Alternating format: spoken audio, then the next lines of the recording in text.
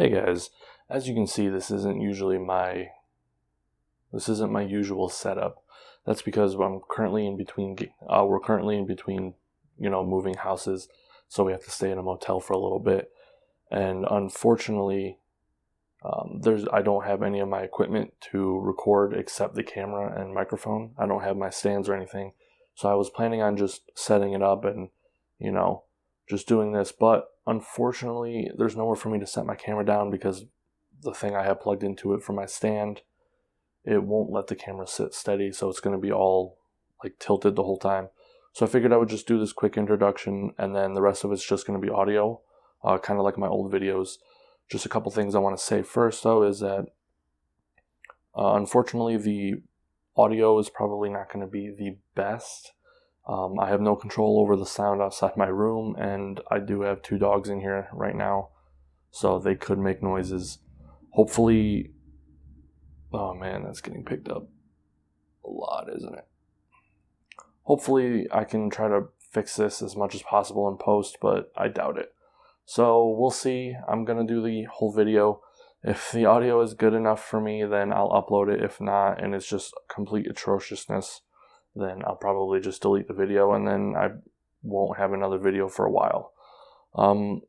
So yeah, I'm just going to be covering the Cinderella Tournament, and the rest of the video is going to be in audio. Enjoy. So let's get into the tournament. Round 1 was starting off pretty strong, as there are a lot of dream matches in this round. Some really great matches that we really want to see, but because of the 10-minute time limit, it's really going to just be previews. A couple things happened that really upset me though, and I'll talk about those when we get to those specific matches. First match of the show, Azumi vs. Rebel Kell. This was a pretty good match in my opinion.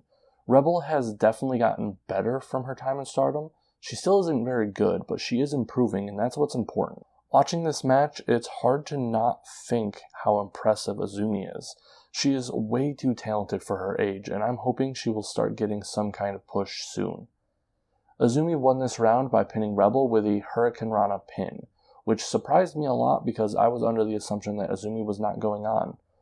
The next match, Natsu Sumire vs. Starlight Kid. This match was pretty entertaining. Just like with the Azumi match, I really didn't know if Starlight was going to win here.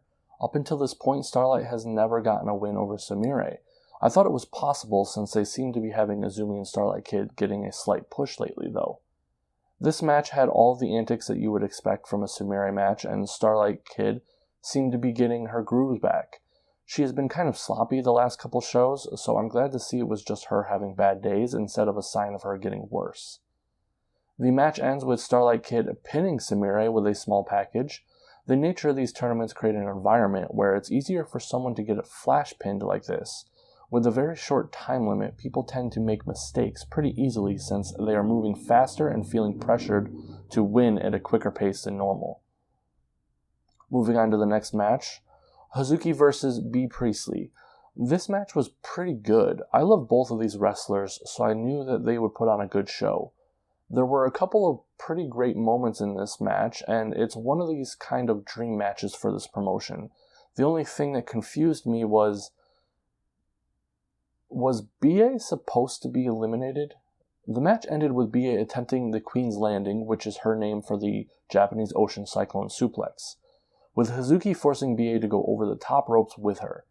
This seems like there was a possibility it could have been a botch for BA to be eliminated instead of Hazuki. One reason is that B looks like she is really trying not to fall. You can tell when someone is actually trying to not be eliminated. The second reason is that they played B's theme and announced BA the winner. I believe she might have originally been planned to win and go on in the tournament. This is also supported by the storyline of Konami wanting to take out every QQ member. This caused Hazuki to go farther in the tournament than originally planned, I believe. This also makes sense since the Cinderella Tournament is kind of a way to push people on the undercard higher for a title match, and since Hazuki already has a singles title, it doesn't really make sense for her to go far.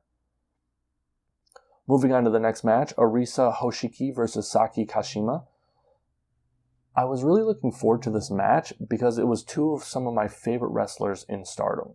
As you know, I'm a huge fan of Arisa, and she's fast becoming one of my top Right now, I would say she's even in my top 4 wrestlers right now. Then you have Saki, someone who is extremely talented and never disappoints. This has potential to be an amazing match, and it was. They both absolutely killed it. 2 major things I took from this match was 1, Arisa has another new outfit, and I'm absolutely loving it. It is so sick. I'm glad she brought back the yellow because I was worried she was leaving it behind with her callback to her old outfit. The second thing is that she not only didn't use her Brazilian kick, she debuted a new sequence/finisher. The reason I said sequence is because she did 2 separate moves both times. She hit Saki with a power slam and then a diving rounding moonsault. This kind of surprised me since it seemed out of place for Arisa since she is one of the more pure strikers in Stardom. It worries me a bit that she didn't hit her Brazilian in this match, and only in the later matches, and only attempted it once I think here. I hope this is just her spacing it out so you don't always expect her matches to end with the Brazilian. I just hope that her leg isn't getting messed up from doing this move constantly. Moving on to the next match, which was Hana versus Andris Miyagi. Another match I was looking forward to quite a bit. I felt like this was going to be very interesting, since they share a lot of the same moves and their wrestling style is not too different. Hana decided to go with her old outfit for this one. I don't know if she just wore those pants temporarily or what, but she went back to the leg fuzzies. The match was definitely a good one, very entertaining, seeing Miyagi and Hana kind of trying to act weirder than the other.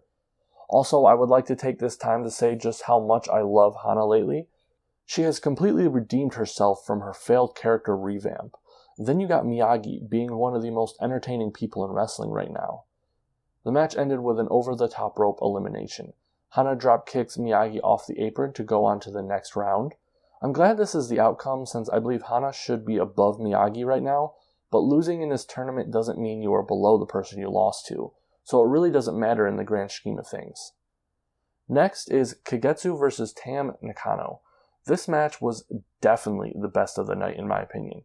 Kicketsu brought her A+ game here, and Tam came out looking like an absolute beast. She went the distance with Kicketsu and took a hell of a beating to do it. She's definitely risen up here. If you are a Tam fan and feel she is more talented than her position in Stardom, then you will love this match. She goes 10 minutes with Kicketsu in a mostly clean match. Even when Kicketsu started going her hyper mode and went full out, Tam was able to still keep fighting. Although they ended in a time limit draw, they definitely put on the best match of the show. Next would be Nasco Tora versus Jungle Kyona. The once friendship turned blood feud continues in the first round as Jungle and Natsuko meet again. I gotta say, this was a great match and they really did a good job creating an actual heel in Natsuko. I pretty much hate her guts at this point, but not in a go-away sense, but as a I want her to lose sense. Unfortunately, this match ended wrong in my opinion. I don't like how Jungle is still losing at this point. I mean, the whole point of this was to correct how Jungle was losing all the time. Now she starts a singles tournament and gets beaten by Natsuko in the first round. I hope this is going somewhere because I am not happy with Jungle's path once again. The match ended with Natsuko pinning Jungle after a diving leg drop off the top rope. Last match of the first round, Momo Watanabe versus Konami. Another dream match here and one that I, as a Momo and Queen's Quest fan, is a little salty about. As you know, I have made it clear that I do not like Konami's switch to hating Queen's Quest so much out of nowhere. But the match was great, and I felt like once I saw Jungle being eliminated in the first round, I knew that Konami was going to beat Momo. Momo seemed to have the same disease Io had, and is easily eliminated from over-the-top rope maneuvers. Momo did this so smooth, though, that I'm not even that mad. It was very well done. Moving on to round 2, we have Hazuki versus Starlight Kid. Starting round 2 with a rematch, this match I knew was going to be good, and it was. These two are some of the more top-tier high-speed wrestlers in the company, so it's always nice when these two step in the ring together. Since I'm convinced B was supposed to actually win in the first round, this match would have had to have been improvised, right? They did a good job though, and I'm looking forward to her title shot in the future. Surprisingly though, Starlight actually won with an over-the-top rope elimination. I'm curious, because if B was supposed to go on, was she also going to be eliminated by Starlight? Or did they have Hazuki lose since we all know someone with a belt won't win the tournament? Azumi versus Konami. This match unfortunately didn't go well. The match itself was fine, but we learned later that Azumi was actually wrestling injured. We don't know when she was originally injured, but I guess she's been working on a bum leg, and the match itself was too much for her, and now she is currently injured. She is going to be out for an undisclosed amount of time, and the injury is kind of serious. It's not like Momo's injury serious, but it is going to be a problem for her. The match ended, though. Azumi went the distance and finished the match with Konami making her tap with the Triangle Lancer. Next is Natsu Tora versus Hana. A match like this is a weird one because it's not very often you are cheering for Hana to beat the other person. I am loving Hana lately, but she is still the bad guy in most matches. I was really hoping that Hana would win this because I am quite sour on Natsuko right now for how she treated Jungle. Unfortunately, Hana was eliminated from over the top rope by Nasco after hitting her with an Odotai board. Now we're to the semifinals. Nasco Tora versus Arisa Hoshiki. At this point, I was completely behind Arisa, even though she got a bye because Kicketsu and Tam time limit drawed. I just really didn't want Nasco to win this. This match was absolutely awesome. Arisa is getting so good. She has gotten rid of her ring rust and gotten rid of any reservations to wrestling. She is a star in the making for sure, and being so young, she's someone smart to invest in. I noticed throughout the tournament, Arisa's right leg was targeted quite a bit. I'm wondering if that's the reason she didn't really pull off the Brazilian kick too much. Arisa won by pinning Natsuko with a rounding moonsault. I think this is a new finisher for her, or at least the power slam rounding moonsault combo is. Next in the semifinals was Starlight Kid versus Konami. I think we all knew who was going to win this before it even started. While there was a chance Starlight Kid could flash pin Konami or push her over the top rope, I just didn't see it happening. Very short match here though, but still had some very good spots in it. Very simple but hard-hitting spots. Konami won by submitting Starlight Kid with the Triangle Lancer once again. Now we're moving on to the finals. This is Konami versus Arisa Hoshiki. The finals was good. Like, really, really good. After the Tam vs. Kicketsu match, this was definitely the second best match. They went at it, and I was cheering for Arisa the whole time. I had originally wanted Jungle to win, but with that no longer being a possible option, I decided to back Arisa since she had a good chance of winning this year. There was one notable moment where Arisa counters out of the Triangle Lancer. She attempts it the first time, doesn't get it quite right, but gets away enough to rope break. Then she tries again, completely countering it.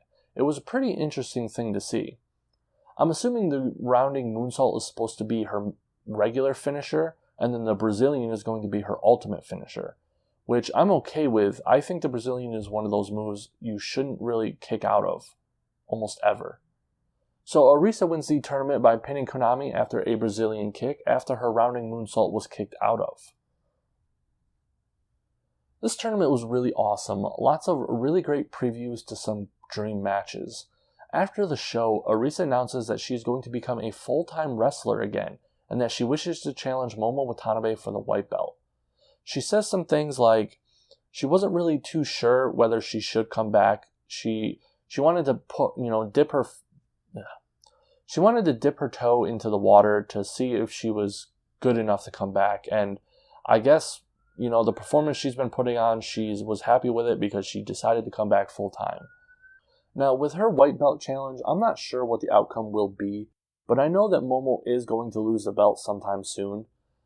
I don't think that they're going to hold it on to her for very much longer. The only thing they can do with her now is maybe try to beat the longest held streak by Yuzupon.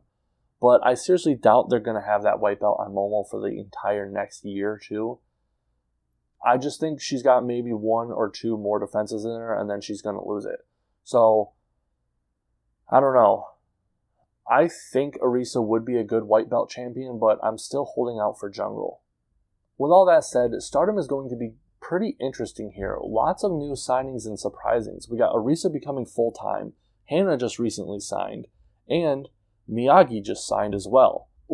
And then, a surprising thing happened during the Queen's Quest show that I'm not going to say just because the show I'm reviewing happened before that, and I don't want to say anything from that show. Stardom is really flourishing right now, and I'm very excited to see what they do in the future. Alright, thank you. Bye.